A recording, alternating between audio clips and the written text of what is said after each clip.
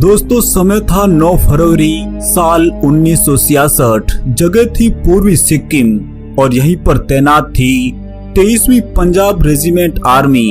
यहीं पर नाथुला और जलेपला दर्रे थे जो अक्सर अपनी भयानकता के लिए जाने जाते थे। चारों तरफ बर्फीली पहाड़ियों का अंबार था। दुश्मन चीन हर वक्त अपनी नजर गड़ाए बैठा था और इसी दिन दो रंगरूट हरभजन सिंह और प्रीतम सिंह इसी पंजाब रेजिमेंट का हिस्सा बनते हैं। 20 साल के ये युवा पहली बार किताबों से बाहर निकलकर हकीकत को महसूस कर रहे थे, मगर चालाक चीन हर वक्त बॉर्डर से चिपका हुआ था। 1962 की जंग के बाद से ही भारत चीन बॉर्डर हाई अलर्ट पर था। इन सिपाहियों को चीन की उस हर एक गतिविधि के बारे में अपने उच्च अधिकारियों को आगाह करना होता था। इस दौरान दोनों तरफ से कई बार तकरार भी हो जाया करती थी। तीखी नोक-झोंक अक्सर यहाँ देखने को मिलती थी, मगर यहाँ पाकिस्तान के बॉर्डर की तरह खून खराबा नहीं था। आपसी समझाइश के तहत ही बॉर्डर के दोनों तरफ ड्यूटी हो रही थी। मगर एक रोज तारीख थी 4 अक्टूबर साल 1968। आर्मी मेजर से सिपाही हरभजन सिंह को एक टास्क मिलता है। टास्क यह था कि उसी इलाके में एक दूसरी बटालियन भी मौजूद थी और उनकी रसद सामग्री खत्म हो गई थी। दूसरी तरफ मौसम भी अपनी उफान पर था। भारी मात्रा में बर्फ गिर रही थी और उस दुर्गम इलाके में खच्चरों के माध्यम से वह सामग्री पहुंचानी थी। सिपाही हरभजन सिंह ने खच्चरों पर वह सामग्री लादकर उस बटालियन की तरफ वाला रास्ता पकड़ लिया था तो दिन, मगर रात का आभास हो रहा था। अक्सर खराब मौसम की वजह से ऐसे हालात हो जाते थे। मगर जब हरभजन सिंह एक नाले को पार कर रहे थे, अचानक उनका बैलेंस बिगड़ गया था और वे फिसलकर एक घाटी में गिर गए थे। वहां पानी का बहाव बहुत तेज था। इस तरह एक सच्चे सिपाही की वहीं पर मौत हो जाती है। असल में सिपाही हरभजन सिंह का जन्म 30 अगस्त 1946 को पाकिस्तान के गुजरावाला में हुआ था, मगर बंटवारे के दौरान भारत के पंजाब में आकर बस गए थे और फिर वहीं से पढ़ाई लिखाई करके वे सेना में भर्ती हो गए थे और महज 2 साल में ही उनके ये हालात हो गए थे। उधर सेना का माहौल भी अजीब था। पूरी रात बीत गई थी, मगर सेना का एक जांबाज गायब था। हर तरफ खोजबीन की गई, मगर उनका कोई सुराग नहीं मिला था।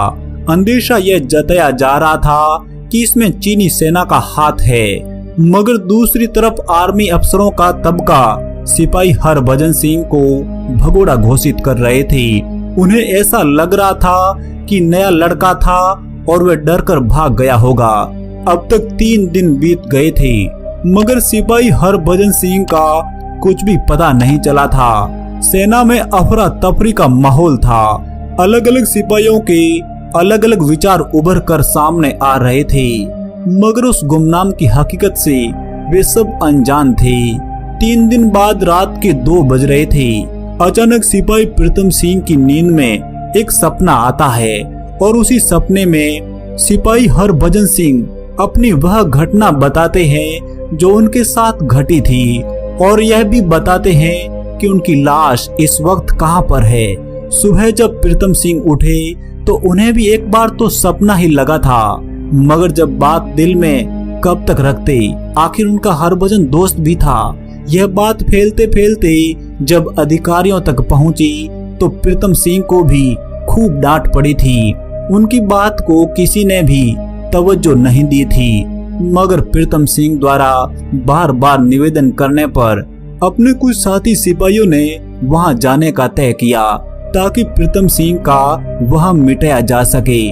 मगर जब 3-4 साथी उस जगह पर पहुंचे तो सब हैरान रह गए थे। हूबहू जैसा प्रीतम सिंह ने बताया था वैसा का वैसा वहां का माहौल था। उसी मंजर में सिपाही हरभजन सिंह की बॉडी पड़ी हुई थी।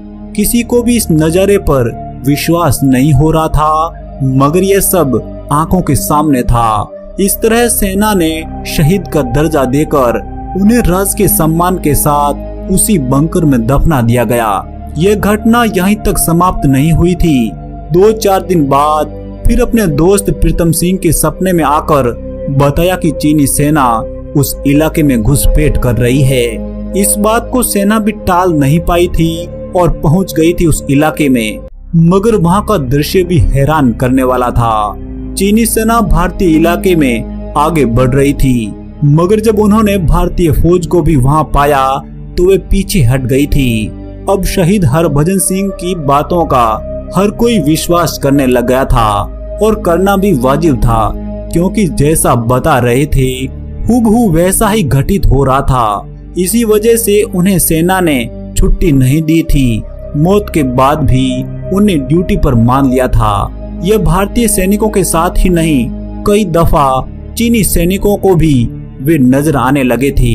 चीनी सैनिक बकायदा शिकायत भी करते थे कि कोई आपका बंदा है जो रात में सफेद घोड़े पर बैठकर बॉर्डर के आसपास घूमता है। आखिरकार हरभजन सिंह के चमत्कार के आगे चीन को भी सर झुकाना पड़ा था और उस इलाके में जब भी भारत और चीन की फ्लैग मीटिंग हुआ करती थी तो एक कुर्सी शहीद हरभजन के लिए खाली रखी जाती थी। जैसा एक आम सैनिक के साथ होता था वैसा ही शहीद हरभजन सिंह के साथ होता गया। उन्हें सैलरी भी मिलती थी, आम सिपाही की तरह प्रमोशन भी मिलता रहा। ताजुब की बात है कि उन्हें छुट्टियां भी मिलती थी। सिपाहियों की आस्था अब चरम पर थी। इस तरह सेना ने वहां उनका मंदिर भी बना दिया गया। मंदिर का रखरखाव भी सैनिक ही करते थे। सैनिक हर रोज उनके जूतों पर पॉलिश करते, उनकी चद्दर की सलवटें दूर करते।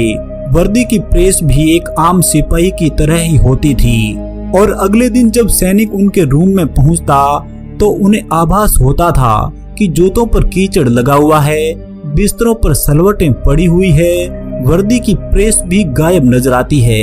उनके इस तरह के चमत्कार ने विश्वास की जड़ें जमा ली थी। अब शहीद हरभजन सिंह बाबा हरभजन सिंह कहलाने लगे।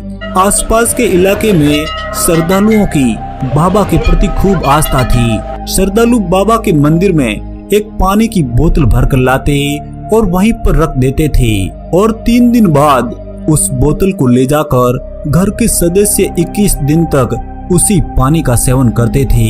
ऐसा करने से उनका परिवार कभी बीमार नहीं पड़ता था। आम सैनिक की तरह उन्हें भी एक साल में 2 महीने की छुट्टी मिलने लगी।